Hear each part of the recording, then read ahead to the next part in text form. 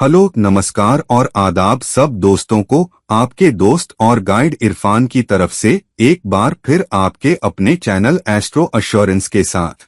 अगर किसी कुंडली में बहुत सारे कष्ट हैं या बहुत सारे योग हैं तो पक्का एक तरफ हमारे लिए चुनौती है, लेकिन दूसरी तरफ अच्छी खबर भी है।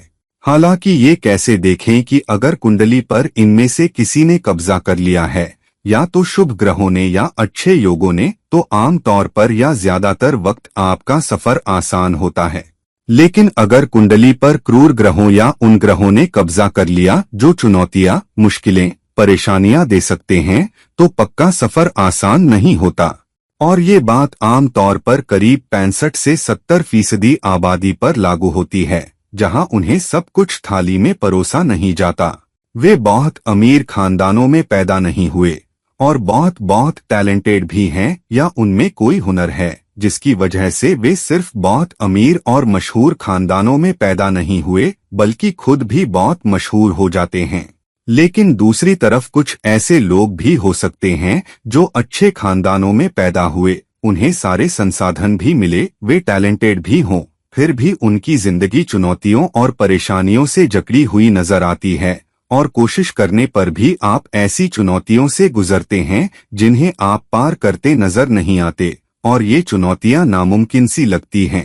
अब आखिर ऐसा क्या होता है जिसकी वजह से इनमें से कुछ बुरी स्थितियां या दुष्टाना स्थितियां हमारी जिंदगी पर हावी हो जाती हैं? तो ये दुष्टानों के केंद्र में आ जाने या हमारी जिंदगी पर उनके कंट्रोल की वजह से होता है। अब दुष्टान हमारी जिंदगी पर कैसे काबू पाते हैं?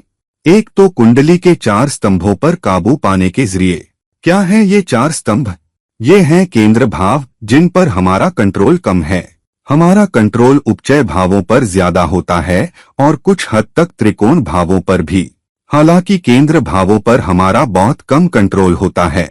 और मैंने अपनी एक पुरानी वीडियो में भी ये बताया था कि क्यों केंद्र भावों पर हमें ज्यादा कंट्रोल नहीं दिया गया है, और वे हमारी जिंदगी पर या उनसे जुड़ी स्थितियों पर काबू कर लेते हैं और हम उनके बारे में कुछ खास नहीं कर पाते। हालांकि अगर वहां अच्छे शुभ ग्रह हों, अच्छे योग हों, तो हमें कोई एतराज नहीं कि शुभ ग्रह कंट्रोल कर लें, अगर वे हमारी जिंदगी को बेहतर बना दें। लेकिन अगर दुष्टान, क्रूर ग्रह, बुरे दोष हमारी जिंदगी पर काबू कर लें, तो पक्का ये चिंता की बात होती है। अब कौन सी स्थितियां हैं जो केंद्र भावों पर कंट्रोल के जरिए हमारी जिंदगी पर कब्जा करके हमें ऐसी राह पर ले जाती हैं जहां हमें कोई हल नजर नहीं आता, और हम पर एक के बाद एक चुनौती, एक के बाद एक परेशानी, एक के बाद एक गिरावट आती ही रहती है। ये आम तौर पर दुष्टानों से जुड़ी होती हैं। और जब दुष्टान भावपति हमारी जिंदगी पर कब्जा करते हैं तो कैसे करते हैं? मिसाल के तौर पर ये लग्न और नवांश चार्ट का मिलन है। पहले लग्न को देखते हैं, और हम में से बहुत सारों के ऐसे ही मिलते जुलते स्थान होते हैं। मसलन अगर कोई दुष्टान भावपति किसी केंद्र भाव में नीचता में चला जाए, जैसे कि मकर लग्न वाले जातक के लिए बृहस्पति 12वें भाव का स्वामी होता है, और अब बृहस्पति खुद लग्न में और नीचता में चला जाए, तो पूरी जिंदगी बृहस्पति के काबू में होगी। नीचग्रह बृहस्पति जो 12वें भाव का स्वामी है, यानी नुकसान, मुश्किलों और उन योजनाओं का भाव जो कभी हमारे मुताबिक नहीं चलती। या फिर बृहस्पति दुष्टान का स्वामी होकर किसी केंद्र भाव में उच्चता में चला जाए, जैसे लग्न में। मिसाल के तौर पर कर्क लग्न वाले जातक के लिए बृहस्पति 6ठे भाव का स्वामी होता है, मगर वो लग्न में चला जाए। अब सिर्फ इसलिए सब कुछ अच्छा नहीं होगा कि बृहस्पति लग्न में उच्चता में है, क्योंकि वो जातक पर शासन करता है। खास तौर पर अगर कोई क्रूर ग्रह भी अपनी दृष्टि से बृहस्पति को प्रभावित करता हो, जैसे सूर्य 7वें भाव से बृहस्पति पर दृष्टि डाले, शनि 3रे या 10वें पहलू से दृष्टि डाले, या राहु भी 5वें या 9वें भाव से बृहस्पति पर दृष्टि डाले, या अगर दहकते हुए ग्रह खुद लग्न में सूर्य के साथ हों, जहां सूर्य शायद उच्चता में भी हो, लेकिन 2-3 और ग्रह सूर्य से दहक चुके हों, तो भी व्यक्ति को मुश्किलें झेलनी पड़ सकती हैं। या फिर दूसरी तरफ कोई दुष्टान भावपति किसी और अहम केंद्र भाव में चला जाए। मिसाल के तौर पर मकर लग्न वाले जातक के लिए सूर्य 8वें भाव का स्वामी होता है, और अब सूर्य अपनी नीचता राशि कर्क में 10वें भाव में चला जाए तो फिर क्या होता है? सूर्य अपनी नीचता राशि में होते हुए भी 8वें भाव का स्वामी है, तो कैरियर पूरी तरह कष्टग्रस्त होगा। और 10वें भाव से सूर्य चौथे भाव पर भी दृष्टि डालता है, जो आपके घरेलू सुख और मानसिक शांति का भाव है। मतलब सूर्य न सिर्फ 10वें भाव कैरियर को प्रभावित कर रहा है, बल्कि अपनी दृष्टि से घरेलू सुख को भी चुनौती दे रहा है। अगर आपका घरेलू सुख और कैरियर दोनों ही चले गए तो क्या होगा? आप घर छोड़कर काम पर जाते हैं और काम छोड़कर घर आते हैं। अगर ये दोनों जगहें बुरी तरह कष्टग्रस्त या चुनौती में हैं, तो फिर आप क्या करेंगे? दूसरी तरफ लग्न चार्ट में आपकी मजबूत स्थितियां हों, मगर दुष्टान भावपति नवांश चार्ट में केंद्र भावों में चला जाए। मिसाल के तौर पर मेष लग्न वाले जातक के लिए मंगल लग्न का स्वामी होता है, लेकिन नवांश लग्न कर्क का हो और अब मंगल खुद लग्न में और नीचता राशि में चला जाए, या फिर लग्न चार्ट के केंद्र भावपति नवांश चार्ट में नीचता राशि में चले जाए या दहन में हो, चाहे लग्न चार्ट में या नवांश चार्ट में, या फिर एक ऐसा ग्रह जो लग्न चार्ट में दुष्टान में नीचता में हो और नवांश चार्ट में वर्गोत्तम हो जाए। ये सारी स्थितियां पक्का चुनौतियां लाती हैं, पक्का मुश्किलें लाती हैं। अब एक शख्स की कुंडली लेते हैं जो एक बहुत मशहूर बॉलीवुड अभिनेता या भारतीय फिल्मी अभिनेता हैं, और वो बहुत प्रतिष्ठित खानदान में पैदा हुए। माँ बाप दोनों बहुत मशहूर, बहुत प्यारे और हिंदी फिल्म इंडस्ट्री में बहुत माने जाने वाले थे। हालांकि वो इतने प्रतिष्ठित, मशहूर और आलीशान खानदान में पैदा होने और परिवार के इकलौते बेटा होने और कुछ हद तक हुनरमंद होने के बावजूद भी उनकी जिंदगी चुनौतियों, मुश्किलों और समस्याओं का रोलर कोस्टर क्यों बनी? क्योंकि उनके ग्रह स्थान पूरी तरह उनका साथ नहीं दे रहे थे। एक तरफ ग्रहों ने उन्हें नाम, शोहरत और ऊंचाई दी, वे बॉलीवुड अभिनेता भी बने। मैं बात कर रहा हूं संजय दत्त की, जो सुनील दत्त और नरगिस दत्त के बेटे हैं। दोनों ही बहुत मशहूर अभिनेता, बहुत सम्मानित और हिंदुस्तानी लोगों और दुनिया भर में बहुत प्यारे थे। मगर संजय दत्त की अपनी जिंदगी अगर आपको थोड़ी सी मालूम हो तो आप जानते होंगे कि उनके स्कूल के दिनों से लेकर कॉलेज के दिनों तक वो नशे की लत से जूझ रहे थे। और उनकी जिंदगी पर एक फिल्म भी बनी जिसमें दिखाया गया कि उनकी मां मर रही थीं, वो नशे से जूझ रहे थे या नशा कर रहे थे। उनकी पहली बीवी ब्रेन ट्यूमर से मर गई। दूसरी बार उन्होंने शादी की, वो शादी भी तलाक पर खत्म हुई। तीसरी शादी उन्होंने अपने सामाजिक स्तर से काफी निचली सामाजिक श्रेणी की किसी बी ग्रेड अभिनेत्री या ऐसी शख्स से की जो हिंदी फिल्म इंडस्ट्री में एक्स्ट्रा के तौर पर काम करती थी और कुछ गानों के ये थी। और वो आतंकवादी गतिविधियों के एक कानून में फंस गए क्योंकि उनके पास अंडरवर्ल्ड से खरीदी हुई बंदूक थी। अंडरवर्ल्ड से उनके रिश्ते थे। उन्हें जेल डाला गया।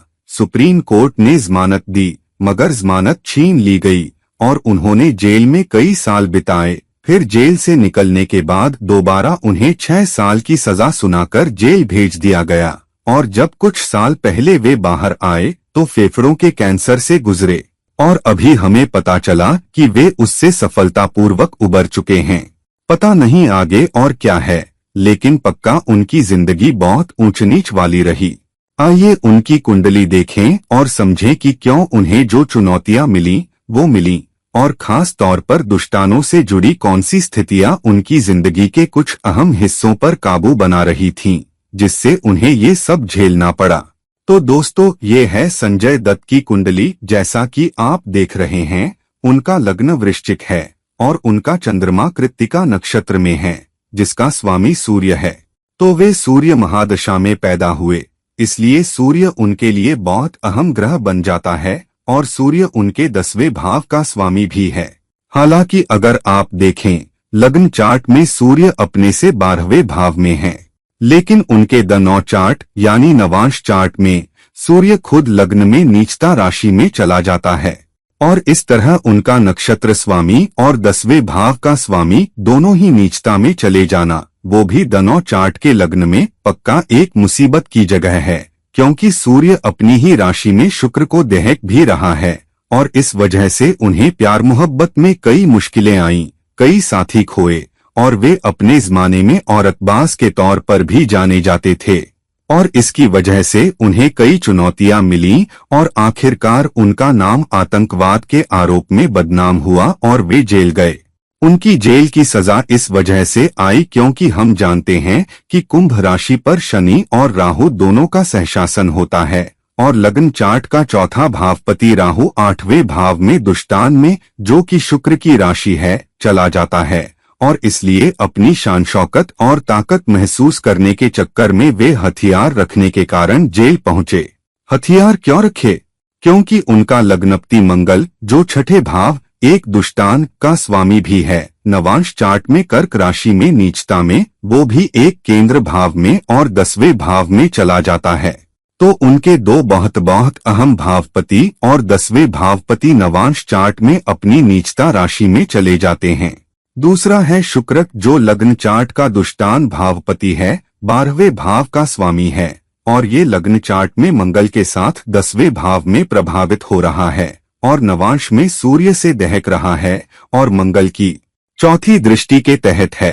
तो उनके छठे भावपति और लग्नपति मंगल नवांश चार्ट में बुरी तरह कष्टग्रस्त, 12वें भावपति शुक्र लग्न चार्ट में बुरी तरह दहकते हुए नवांश चार्ट में और चौथे भावपति राहु नवांश चार्ट में दुष्टान में चला गया और इन कई कष्टों की वजह से उनकी जिंदगी ऊंच नीच का रोलर कोस्टर बनी क्योंकि उनका 12वां भावपति दहन में चला गया तो वे जेल गए। खासकर इसलिए भी कि लग्न चार्ट का चौथा भावपति राहु भी शुक्र राशि में 8वें भाव में चला गया और इस वजह से उन्होंने मौत और तलाक की वजह से कई साथी खोए और राहु के नवांश चार्ट में 8वें भाव में होने से वे कष्ट से भी गुजरे और नशे की वजह से करीब करीब अपनी जान भी गंवा बैठे।